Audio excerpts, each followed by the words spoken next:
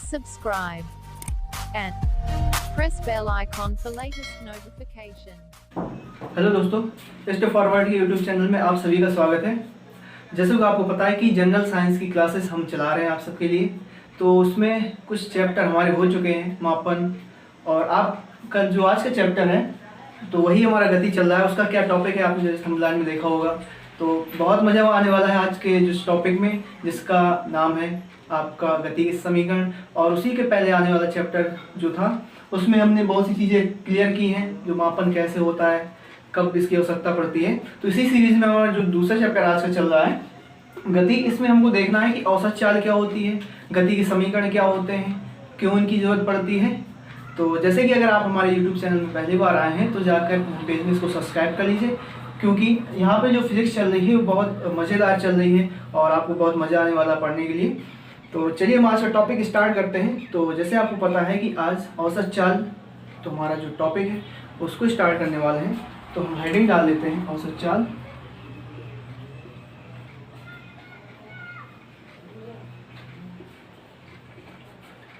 औसत चाल क्या होती है, एक बार फिर से बोला, अगर आप हमारे YouTube चैनल में पहली बार आए हैं तो जाकर उसको सब्सक्राइब कर लीजिए और बेल आइकन को जरूर दबा लीजिएगा, क्योंकि जब भी हमारा कोई लेटेस्ट वीडियो आता है तो उसका नोटिफिकेशन आपके पास पहुंच जाएगा, जिससे आप हमारे हर वीडियो को देख पाएंगे।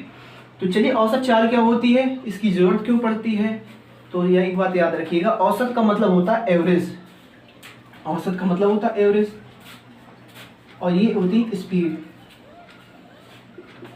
सपोज जैसे कि हम एग्जाम्पल के तौर पे देखें कि एक व्यक्ति है, एक पॉइंट से चलता है, बी पॉइंट पर पहुंच जाता है। यहाँ पे वो 20 किलोमीटर पर आवर की स्पीड से चला और यहाँ पहुंचा 30 किलोमीटर पर आवर की स्पीड से। ठीक है, अगर हम आपसे कहते हैं कि इसकी औसत चाल क्या होगी, तो आप सिंपल बोल सकते हो कि जो इसकी औसत चाल होगी वो तो ना 20 होगी ना वो 30 होगी, क्या होगी, वो हो सकता है 20 और 30 के कुछ ना कुछ बीच में होगी। तो हम जनरली क्या करते हैं, इन दोनों को जोड़कर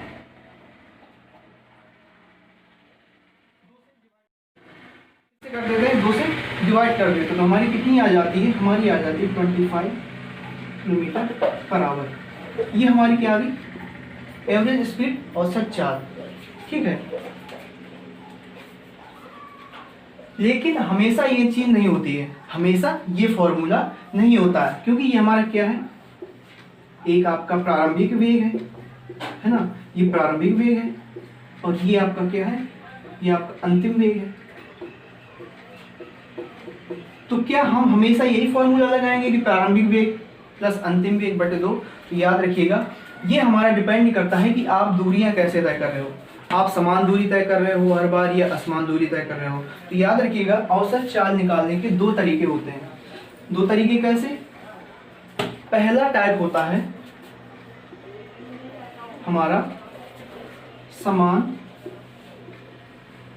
दूरी के लिए, जब आप समान दूरी तय कर रहे हो, और दूसरी चीज होती है जब असमान दूरी तय की जाती है। पहली समान दूरी के लिए और दूसरी असमान दूरी। ठीक है, समान दूरी में क्या होता है, आपको पता है आप क्या हो, आपका वेग हमेशा अलग होगा, वेग क्या होगा, असमान होगा हर बार। जब आप समान दूरी तक असमान वेग से चलते हो, कॉन्सेप्ट क्या है, जब आप समान दूरी तक असमान वेग से चलते हो, तो सिंपल जो आपका फॉर्मूला बनता है वो बनता है 2v1 v2 upon v1 plus v2। क्या बनता है, 2v1 v2 upon v1 plus v2। कब, जब आपका वेग असमान हो लेकिन दूरी आपकी क्या हो, समान हो। तो आपका जो पहला वाला वेग होगा वो आपका v1 हो जाएगा और दूसरा वेग आपका क्या हो जाएगा, v2 हो जाएगा। इसी तरीके से अगर हम असमान दूरी में देखें तो असमान दूरी का सिंपल सा आपका फॉर्मूला पता होता है, कुल दूरी बटे कुल समय। अगर आप औसत चाल निकाल रहे हो तो कुल दूरी बटे कुल समय, अगर आप औसत वेग निकाल रहे हैं तो यहाँ पे हो जाएगा कुल दूरी विस्थापन बटे कुल समय।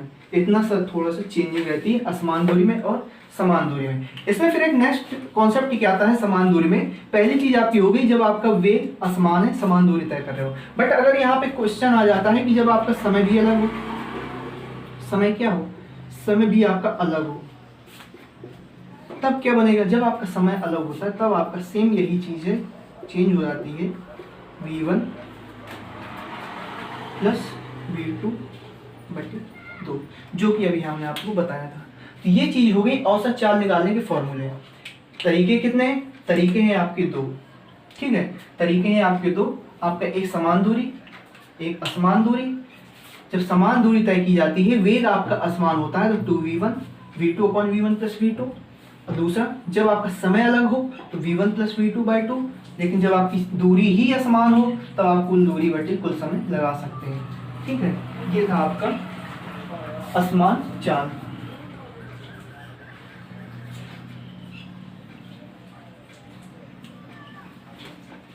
इसके बाद आती है इंपॉर्टेंट चीज जो आपने पढ़े होंगे, गति के समीकरण देखे होंगे। गति के समीकरण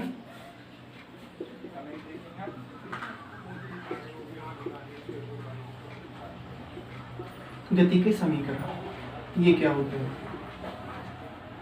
इससे न्यूमेरिक चीजें बहुत आती हैं। कई बार पूछा जाता है कि एक व्यक्ति पहले कुछ वेग से चल रहा है, उसने कुछ त्वरण से ब्रेक लगाया तो उसकी गाड़ी रुक जाती है, तो उसमें कुल समय पूछ लेता है या कभी कभी कुल दूरी पूछ लेता है कि कितनी दूरी पे जाके उसकी गाड़ी रुकती है। तो ये जो क्वेश्चन बनते हैं ये आपके गति के समीकरण से ही बनते हैं। गति के समीकरण आपके सिर्फ न्यूमेरिक की चीज़ों के लिए आई हैं। तो ये आपके कितने होते हैं, तो याद रखिएगा ये गति के समीकरण आपके 3 होते हैं। लेकिन इसकी जो कंडीशन आती है, इंपॉर्टेंट कंडीशन होती है कि आपके गति के समीकरण लागू कब होते हैं, तो बहुत से लोगों को नहीं पता होता। तो याद रखिएगा गति के समीकरण हमेशा आपके लागू होते हैं जब आपका त्वरण समान हो। जब त्वरण आपका समान हो यानी अपरिवर्तित हो, ये चीज है। गति का समीकरण कब लगता है, गति का समीकरण लगता है जब आपका त्वरण क्या हो, समान हो, यानी वो बदल ना रहा हो, हमेशा एक जैसा हो, तब आपके गति के समीकरण लगते हैं। होता क्या है ये चीज, तो याद रखिएगा पहला जो समीकरण होता है वो होता है v बराबर u plus at।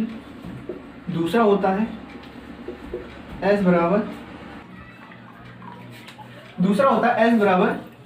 ut plus half at square. और तीसरा होता है v स्क्वायर बराबर u स्क्वायर प्लस 2as। अब यहाँ पर बात आती है कि v क्या है, u क्या है, a क्या है, t क्या है। तो याद रखिएगा v होता है आपका अंतिम वेग, क्या होता है अंतिम वेग, u है आपका प्रारंभिक वेग, a है आपका त्वरण और t होता है लगा समय। लेकिन बात वही आती है कि इन सब चीजों का मतलब क्या है। ये सब चीजें यहाँ दी तो हैं लेकिन इनका प्रयोग कैसे। तो अगर हम सपोज आपसे एक एग्जांपल पूछें कि एक कोई गाड़ी है वो पहले 10 किलोमीटर प्रति घंटा की स्पीड से चल रही है, ठीक है। अब वो थोड़ी देर में आपने क्या किया, उसका एक्सीलेट किया तो कितनी पहुंच गई, 20 किलोमीटर प्रति घंटा, ठीक है। और सपोज हम मान लेते हैं उसको जो टाइम लगा है वो टाइम लगा है उसका 2 सेकेंड। चलिए अब यहाँ पे हम सिंपल से आपसे पूछ सकते हैं कि जो उसका त्वरण लगा है, ठीक है, वो त्वरण कितना होगा, एक ही वैल्यू आपको फाइंड आउट करनी है। अब थोड़ा सा आपको यहाँ पे दिमाग लगाना पड़ेगा कि हमने क्वेश्चन में क्या कहा है, क्वेश्चन में कहा है कि एक गाड़ी 10 किलोमीटर प्रति घंटा की स्पीड से चल रही है, उसको हमने हल्का सा त्वरित किया उसको, तो क्या हुआ 2 सेकेंड बाद उसकी जो स्पीड हो गई वो हो गई 20 किलोमीटर प्रति घंटा, ठीक है। तो उसका जो हमने त्वरण दिया है उसको, ठीक है, वो त्वरण उसका कितना होगा वो हमको फाइंड आउट करना है। तो आपको थोड़ा सा ध्यान देना पड़ेगा कि यहाँ पे 10 क्या है। आपने जैसे बोला कि पहले वो कितनी थी, 10 की स्पीड से चल रही थी, यानी आपका 10 क्या हो गया, यू हो गया, ठीक है। अब वो कितनी हो गई, अब वो 20 किलोमीटर प्रति घंटा हो गई, यानी ये क्या हो गया, अंतिम वेग हो गया। अंतिम वेग को हम किससे लिखते हैं, अंतिम वेग को हम v से लिखते हैं, आपका v हो गया। t तो आपको दे ही रखा है, ठीक है। आपको पूछना क्या है, पूछता है a, अब आपको ध्यान देना पड़ेगा कि ये जो वैल्यू दी है वो ऐसा कौन सा समीकरण है जहां पे आपको पूरी चीजें मिल जाएंगी। तो आप ध्यान देंगे, u प्रारंभिक वेग, v अंतिम वेग, t समय और a आपको पहली वाली इक्वेशन पहले समीकरण में मिल जाएंगी। तो आप सिंपल से क्या करेंगे, इनकी वैल्यू यहाँ रख देंगे, रख दीजिए। v की वैल्यू क्या है, v की वैल्यू 20, चलिए बराबर u की वैल्यू क्या है, u आपका प्रारंभिक वेग 10 सिंपल, प्लस a आपको क्या करना, निकालना है a, और t आपका कितना है, t आपका 2, आप सिंपल यहाँ 2 रख दीजिए। अब आप क्या करोगे, 20 माइनस 10 बराबर 2a होगा, क्या हो जाएगा 10 बराबर 2a, a बराबर 5 किलोमीटर प्रति सेकेंड, या आपको चेंज करना पड़ेगा, यहाँ पे जो 2 है वो किस में है, 2 आपका सेकेंड में है, उसको आपको घंटा में बदलना पड़ेगा, तो घंटा में 3600 का भाग देना पड़ेगा, ठीक है। इसको आप काट दीजिए, a बराबर क्या हो जाएगा, ये आपका क्या हो जाएगा, त्वरण हो जाएगा, ठीक है।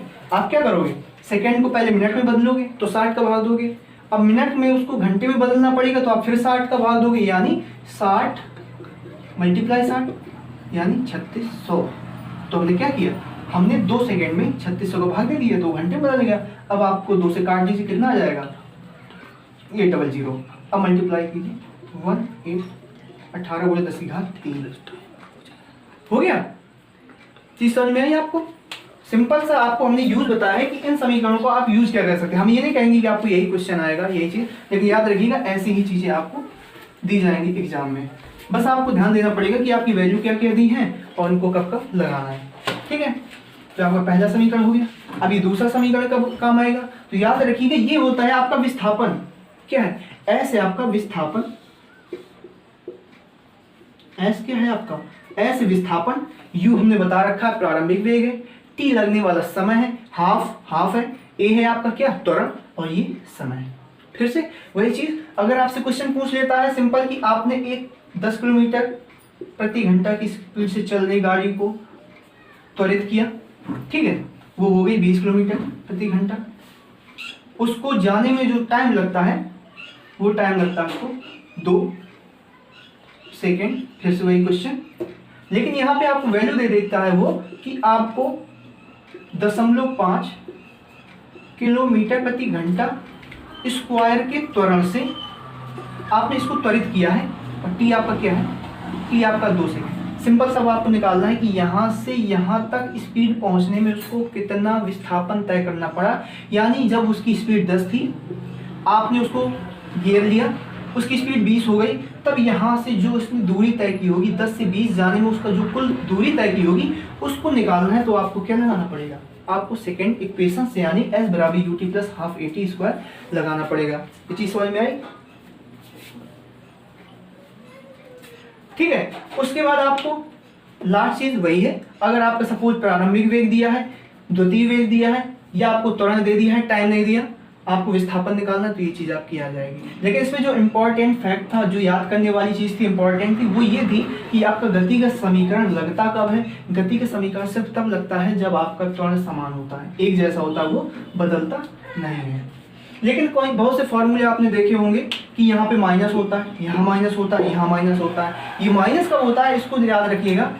हमने आपको यहाँ पे जो एग्जांपल दी वो आपको हमने क्या बोला, आपका त्वरण बढ़ रहा है, यानी आप वेग बढ़ा रहे हो, वेग क्या कर रहे हो, बढ़ा रहे हो। जब आपको वेग बढ़ेगा तो आपको त्वरण तो होगा ही, लेकिन वो त्वरण कैसा होगा, धनात्मक त्वरण होगा। लेकिन याद रखिएगा ये माइनस तब आ जाता है जब सपोज आप क्या करोगे, ब्रेक दबाओगे, जब आप ब्रेक दबाओगे, ठीक है। तो याद रखिएगा यहाँ पे हमने क्या बोला, आपका वेग बढ़ रहा है तो आपका त्वरण कैसा होगा, पॉजिटिव होगा, धनात्मक होगा। लेकिन ऋणात्मक होता है सपोज आपने ब्रेक दबा दिया तो आपका वेग बढ़ने की वजह क्या हो रहा है, घट रहा है, लेकिन वेग परिवर्तन तो है, लेकिन वो कैसा वेग परिवर्तन, कम हो रहा है, घट रहा है, तो उसको हम कहते हैं मंदन। हमने आपको पढ़ाया था, वहां पे आपका त्वरण कैसा हो जाएगा, वहां आपका त्वरण हो जाएगा माइनस। इस वजह से हम यहाँ पे क्या लगा देते हैं, माइनस लगा देते हैं, ठीक है। ये चीज ये कब लागू होती है, ये इक्वेशन, जब आपका त्वरण कैसा है, मंदन है, माइनस है। तब आप क्या लगाओगे, माइनस वाली इक्वेशन। ठीक है, बस आपको याद रखना है गति के समीकरण लगते कब है, जब समान त्वरण हो यानी त्वरण अपरिवर्तित हो। इसके बाद हमारी एक चीज और आ जाती है, ये कब है, यहाँ पे आपको एक चीज नजर आ रही है, ये ए है, इसको हम क्या बोला करते हैं, इसको हम रेखीय त्वरण बोलते हैं। अगर हम इसको अच्छी लैंग्वेज बोले तो क्या बोलेंगे, रेखीय त्वरण। यानी एक स्थान से दूसरे स्थान अगर जा रहे हो आप सरफेस में तो उसको हम कहते हैं रेखीय त्वरण, वेग परिवर्तन। लेकिन सपोज अगर यही चीज हम लागू कर देते हैं कि आप किसी वस्तु को ऊपर से नीचे फेंक रहे हो, क्या कर रहे हो, अगर किसी वस्तु को आप ऊपर से नीचे फेंक रहे हो तो आपका त्वरण क्या होगा, तो वहां पे आपको चीज थोड़ी सी चेंज करनी पड़ेगी। वहां पे चेंज क्या करनी पड़ेगी, वहां पे आपका होगा v बराबर u plus G T, h बराबर U T plus half G T square, फिर होगा आपका v स्क्वायर बराबर u square plus 2g h। ये चीजें हो जाएंगी। यानी आप, हमने क्या बोला, आप वस्तु को ऊपर से नीचे फेंक रहे हो, ऊपर से नीचे, यानी ग्रेविटेशन कहाँ लगता है, जी कहाँ लगता है, जी भी नीचे लगता है, तो नीचे को जी क्या होगा, प्लस होगा, तो वहां पे हमने क्या बोला, प्लस प्लस प्लस। लेकिन ये क्या होगी, ये होगी आपकी हाइट। आप सिंपल सा यहाँ पे एस की जगह, यानी जो आपका विस्थापन है, डिस्प्लेसमेंट है, वहां पे आप एस यूज करोगे, ये चीज हो जाएगी। लेकिन यही अगर केस हम बोल देंगे कि आप किसी वस्तु को नीचे से ऊपर फेंक रहे हो तो आपका क्या हो जाएगा, वस्तु क्या कर रहे हो, वस्तु को आप नीचे से ऊपर फेंकेंगे। अब आपको पता है जी नीचे को होता है, लेकिन ऊपर फेंक रहे हो, यानी आप गुरुत्वाकर्षण के विरुद्ध कार्य कर रहे हो, तो आपका जी क्या हो जाएगा, माइनस, है ना, क्या हो जाएगा, माइनस हो जाएगा। तो आप सिंपल से यहाँ माइनस लगा दीजिए, ये माइनस और ये माइनस।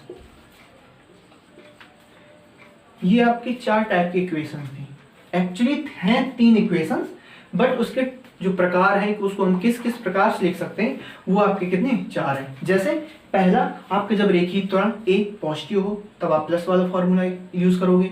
दूसरा, जब आपका त्वरण रेखीय त्वरण माइनस हो तब आप कौन सा यूज करोगे, माइनस वाला। जब आपका जी की बात आती है, जब वस्तु को ऊपर से नीचे फेंकने या नीचे से ऊपर फेंकने की बात आती है, तब आप ये फॉर्मूले यूज करोगे। लेकिन अगर वस्तु को ऊपर से नीचे फेंक रहे हैं, यानी जी के सापेक्ष फेंक रहे हो, जी की तरफ फेंक रहे हो, ए की तरफ, जिधर जी कार्य करता है वहीं आप वस्तु फेंक रहे हो, तो आपका जी क्या हो जाएगा, प्लस हो जाएगा, यानी पॉजिटिव हो जाएगा। तो आप प्लस वाले फॉर्मूले यूज करोगे, बट कैसे, ये वाले। लेकिन अगर आप जी के विरुद्ध फेंक रहे हो, गुरुत्वाकर्षण आपका नीचे है, वस्तु आप ऊपर फेंक रहे हो, तो आप कौन सा यूज करोगे, ये वाला। ठीक है, चलिए आज का ये हमारा छोटा सा टॉपिक था। आपने देखा होगा गति के समीकरण, औसत चाल हमने आपको बताई है। अगर आप चाहो तो इसका हम छोटा सा एक एग्जाम्पल देख लेते हैं मंदन का, कि मंदन कैसे कार्य करता है। तो याद रखिए, अगर हम बात करते हैं, आप पहले आपकी गाड़ी है 20 किलोमीटर प्रति घंटा की स्पीड से चल रही है, आपने उसमें ब्रेक लगाया तो कितनी की हो गई, 5 किलोमीटर प्रति घंटा की स्पीड से हो गई। हम मान लेते हैं जो आपने मंदन लगाया है, यानी ए, वो आपने लगाया 0.5 किलोमीटर पर आवर स्क्वायर। मंदन है तो क्या हो जाएगा, माइनस हो जाएगा। अब आपको जो टाइम लगा, हम मान लेते हैं 5 सेकेंड लगा। आपको सिंपल सा क्या करना है, सिंपल सा आपको निकालना है कि उसने कितनी दूरी तय की, डिस्प्लेसमेंट। यानी जो आपने ब्रेक लगाया है 20 से 5 किलोमीटर, जब उसकी स्पीड डाउन हुई है तो उसने कुछ दूरी तय की होगी, उसको ज्ञात करना है। तो आपको पता होगा फॉर्मूला होता है आपका एस बराबर U T minus half A T square, है ना। तो सिंपल सा आप रख लीजिए, आपका 20 क्या है, प्रारंभिक है, क्योंकि 20 आपका पहले चल रहा है, v आपका क्या हो जाएगा, 5 हो जाएगा। तो आप सिंपल से रख सकते हैं 20 और t आपका क्या है, 5 सेकेंड गुणे 5। लेकिन थोड़ा सा याद रखिएगा, यहाँ पे क्या है, 20 किलोमीटर प्रति घंटा है, लेकिन यहाँ पे क्या है, सेकेंड है। इसको हम क्या कर सकते हैं, घंटे में इसको बदल सकते हैं, माइनस हाफ। ए आपका क्या है, ए आपने क्या बोला, मंदन है, तो आपको क्या रख सकते हो, 0.5 इंटू टी स्क्वायर, फिर से 25 अपॉन में कितना हो जाएगा, 36 मल्टीप्लाई 36। ये चीज आपकी इक्वेशंस हो गई।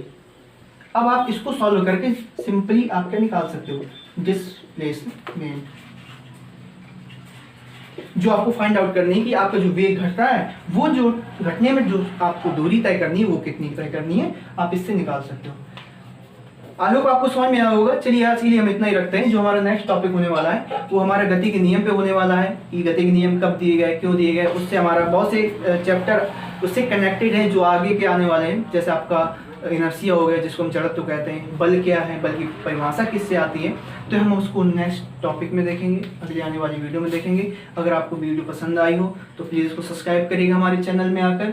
अगर आप पहली बार आए हो तो कुछ भी प्रॉब्लम है, अगर आपको कोई चीज़ आ रही है समझ में नहीं आ रही, या अगर आपको अच्छा भी लग रहा है तो आप कमेंट करिए। अगर आपको समझ नहीं आ रहा, कोई चीज़ आपको नेगेटिव लग रही है तो भी आप कमेंट करिएगा कि हमको ये चीज़ समझ में नहीं आ रही है। तो चलिए आज के लिए हम इतना रखते हैं। चलिए, थैंक यू सो मच।